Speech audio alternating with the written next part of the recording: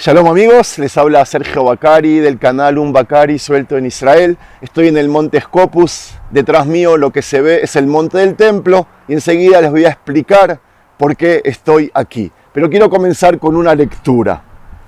והייתה לכם לחוקת עולם בחודש השביעי בעשור לחודש תענו את נפשותיכם בכל מלאכה לא תעשו האזרח והגר אגר בתוככם כי ביום הזה יכפר עליכם לתאר אתכם מכל חטאותיכם לפני אדוני תטהרו שבת שבתון היא לכם ועניתם את נפשותיכם חוקת עולם וכיפר הכהן אשר ישמח אותו ואשר ימלוא את ידו לכהן תחת אביו ולבש את בגדי עבד בגדי הקודש. וכיפר את המקדש הקודש ואת אוהל מועד ואת מזבח יכפר על הכהנים ועל כל עם הקהל יכפר.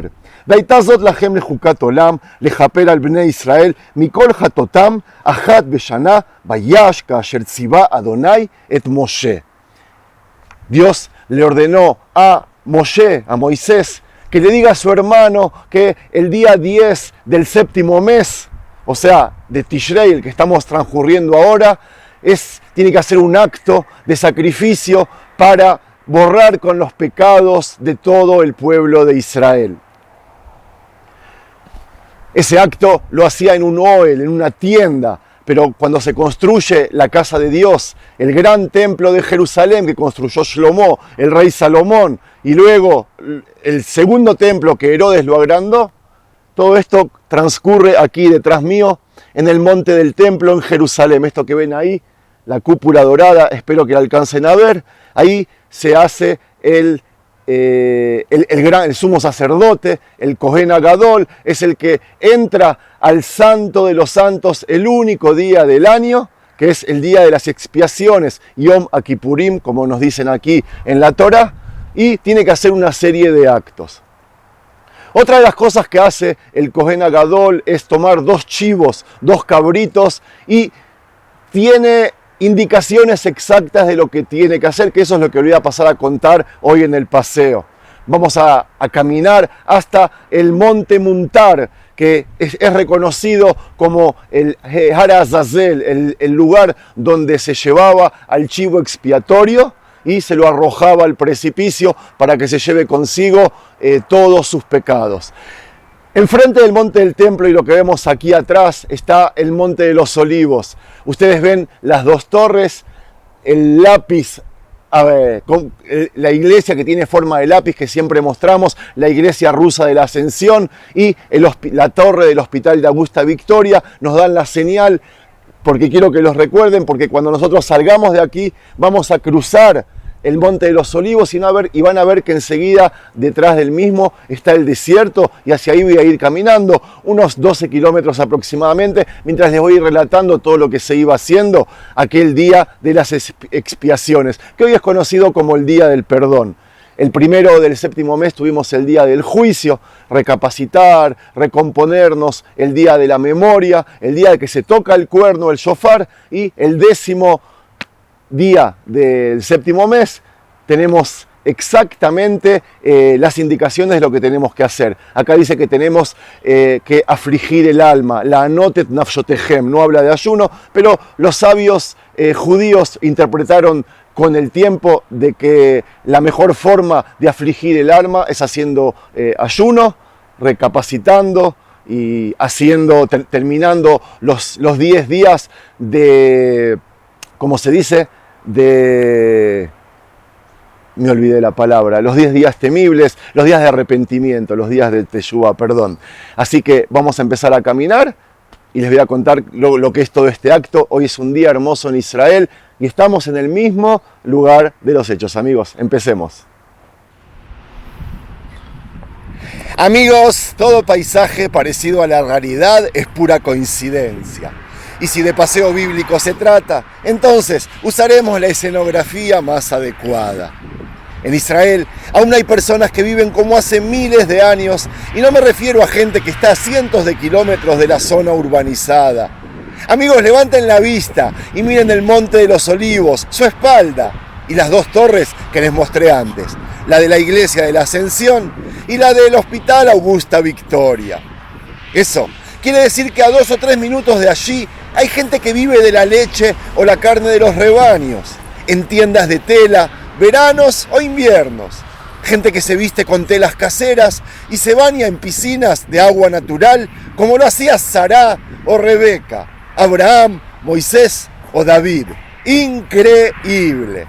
Eso sí, amigos, casi toda la población del este de Jerusalén es palestina y hay que tener un poco de cuidado, como en tiempos bíblicos.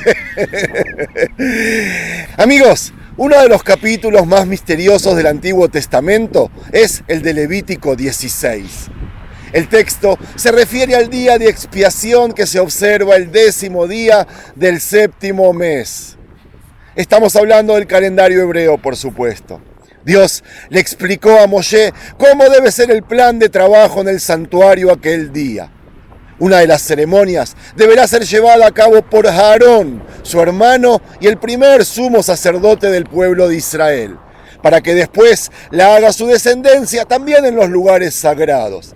Aquellos que trabajen en el tabernáculo de Shiloh, al principio cuando entramos a Israel, o en el gran templo de Jerusalén, una vez construido. Me estoy refiriendo al acto conocido como chivo expiatorio. Y cuando ustedes escuchen ese término en psicología o en algún encuentro educativo, sepan que nació aquí mismo y en ese día del año, aquel conocido actualmente como el Día del Perdón. Lo que tenemos frente nuestro, amigos, es el monte Muntar, identificado con el bíblico monte Azazel. Luego llegaremos al mismo y allí les contaré postura del cristianismo sobre este día y este acto particular del chivo expiatorio. Por el momento les cuento que en el día de las expiaciones debería el sumo sacerdote hacer un sorteo entre 2 chivos con pelos de cabritos, nos dice la Torá. Uno de ellos era sorteado para ser sacrificado en el altar y el otro sería enviado a Azazel a Midvara.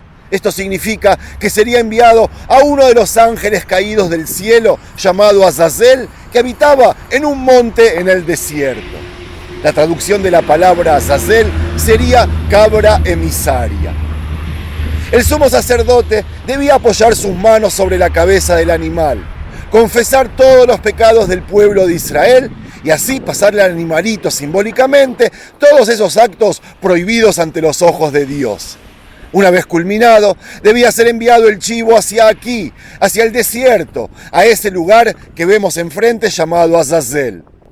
Si bien había muchos sacrificios durante el año, la víctima del día de las expiaciones ocupó más que ninguna otra a los sabios judíos a través de los siglos.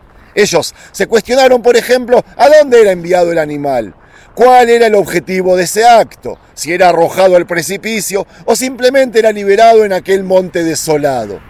Las respuestas de esos debates y conclusiones son muy interesantes, es verdad, pero no vienen al caso, yo creo que no suman a este paseo.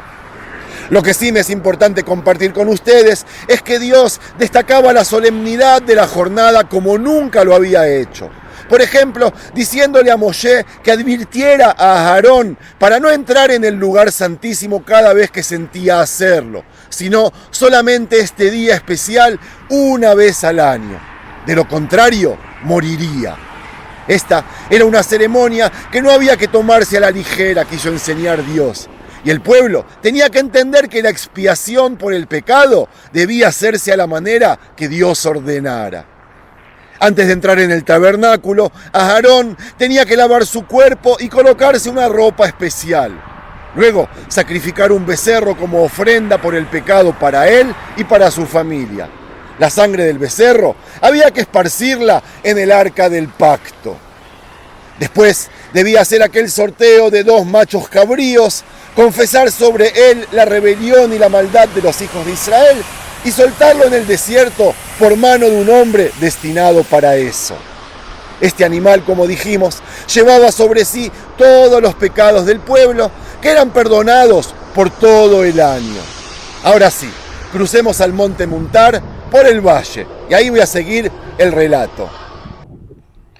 Bueno, amigos, aquí estamos y quiero empezar por preguntarles 2 preguntas. ¿Por qué los hermanos cristianos no ayunan el 10 del 7º mes como lo hacen los judíos? ¿Por qué siquiera no afligen el alma como está escrito en la Torá en Levítico? La respuesta está que el significado simbólico de este ritual se ve primero en el lavado y la limpieza del sumo sacerdote, el hombre que liberaba el macho cabrío y el hombre que llevaba los animales sacrificados fuera del campamento para quemarlos. Las ceremonias del lavamiento de los hijos de Israel eran requeridas en todo el Antiguo Testamento y simbolizaban la necesidad que la humanidad tiene de ser limpia del pecado. Pero no fue hasta que Yeshua o Jesús vino a hacer el sacrificio una vez y para siempre que la necesidad de ceremonias de purificación cesó, según está escrito en Hebreos 7. La sangre de los toros y de los machos cabríos solo podía expiar los pecados si el ritual se realizaba continuamente, año tras año, mientras que el sacrificio de Jesús fue suficiente para todos los pecados de todos los que llegaran a creer en él. Según la tradición y la fe cristiana, cuando se hizo el sacrificio de Jesús, fueron todos consumados. Yeshua pasó a sentarse a la diestra de Dios y ya no se necesita ningún otro sacrificio. La suficiencia y la totalidad del sacrificio de Jesús también se ve reflejado en los dos chivos. Cuando Yeshua mismo se sacrificó en la cruz, aplacó la ira de Dios contra el pecado, tomando esa ira sobre sí mismo. La eliminación del pecado por el segundo macho cabrío era una viva parábola de la promesa de que Dios removería las transgresiones del hombre cuanto está lejos el oriente del occidente, como está escrito en los Salmos, y que Él ya no los recordaría más. Es interesante mencionar que el sacrificio de Jesús se representa vívidamente en la fiesta primaveral de la Pascua, el día en que verdaderamente murió Jesús, y no en la fiesta otoñal del día de expiación. Les recuerdo que aquí en 10 días comienza el otoño. Pero amigos, como nosotros sabemos, los judíos tenemos otra fe y seguimos celebrando el día anual de la expiación. Nosotros respetamos a los cristianos y los cristianos, espero, respeten también nuestras costumbres, nuestras tradiciones y nuestra fe. Es verdad que no hay templo, es verdad que no hay más sumo sacerdote o chivo expiatorio, pero igual seguimos guardando la tradición de ese día santo con un periodo de 25 horas de ayuno. Un periodo de intensa oración pasando la mayor parte del día en los servicios de la sinagoga. Y por si extrañábamos el paisaje bíblico, amigos, y para terminar, aquí tenemos gente que pasa en caballo, pastores que sacan a sus rebaños a diario sin tener idea lo que significa el teléfono inteligente o la alta tecnología. Y no es que los estoy juzgando, es más, a veces los envidio. Cuando ustedes me ven con turbantes, no es porque soy actor, es porque es útil en el desierto y porque realmente me gusta vestirme como ellos. ¿Cuánto daría por sumergirme dentro de este libro que me acompaña y sentir realmente lo que sentían en esos años? Lo que siente esta gente, aunque sea por un ratito. Amigos, todo paisaje parecido a la realidad es pura coincidencia. Y si de paseo bíblico se trata, entonces usaremos la escenografía más adecuada. Shalom.